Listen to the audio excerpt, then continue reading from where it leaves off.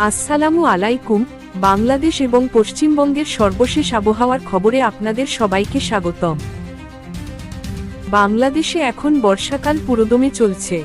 ঢাকাসহ দেশের বিভিন্ন অঞ্চলে গত কয়েকদিন ধরে চলছে টানা বৃষ্টি। বিশেষ করে চট্টগ্রাম, কক্সবাজার, সিলেট ও বরিশাল অঞ্চলে ভারী বৃষ্টির কারণে নিচু এলাকা প্লাবিত হয়েছে। আবহাওয়া অফিস জানিয়েছে, উত্তর বঙ্গোপসাগরে একটি সক্রিয় মৌসুমী নিম্নচাপ অবস্থান করছে, যার কারণে আগামী কয়েকদিন ধরে দেশের দক্ষিণাঞ্চলের বৃষ্টিপাত আরও বাড়তে পারে। একই অবস্থা পশ্চিমবঙ্গেও। কলকাতা, হাওড়া, হুগলি, পূর্ব ও পশ্চিম মেদিনীপুরে গত কয়েকদিন ধরেই মাঝারি থেকে ভারী বৃষ্টি হচ্ছে। কিছু জায়গায় জলাবদ্ধতা দেখা দিয়েছে। দার্জিলিং, জলপাইগুড়ি এবং আলিপুরদুয়ারেও বৃষ্টির পরিমাণ বৃদ্ধি পেয়েছে, যার ফলে পাহাড়ি ধসের আশঙ্কাও রয়েছে। তাপমাত্রার দিক থেকে বাংলাদেশের অধিকাংশ অঞ্চলে দিনের তাপমাত্রা 30 থেকে 33 ডিগ্রি সেলসিয়াসের মধ্যে ঘোরাফেরা করছে।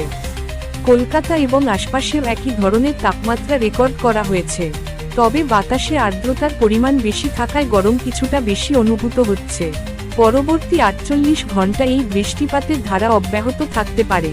সমুদ্রবন্দরগুলোকে 3 নম্বর সতর্ক সংকেত দেখিয়ে যেতে বলা হয়েছে এবং মৎস্যজীবীদেরকে গভীর সমুদ্রে না যাওয়ার পরামর্শ দেওয়া হয়েছে। এই ছিল বাংলাদেশ ও পশ্চিমবঙ্গের আজকের আবহাওয়ার সংক্ষিপ্ত আপডেট। ভিডিওটি ভালো লাগলে লাইক দিন, শেয়ার করুন, আর নিয়মিত আবহাওয়ার খবর পেতে সাবস্ক্রাইব করুন। আল্লাহ হাফেজ।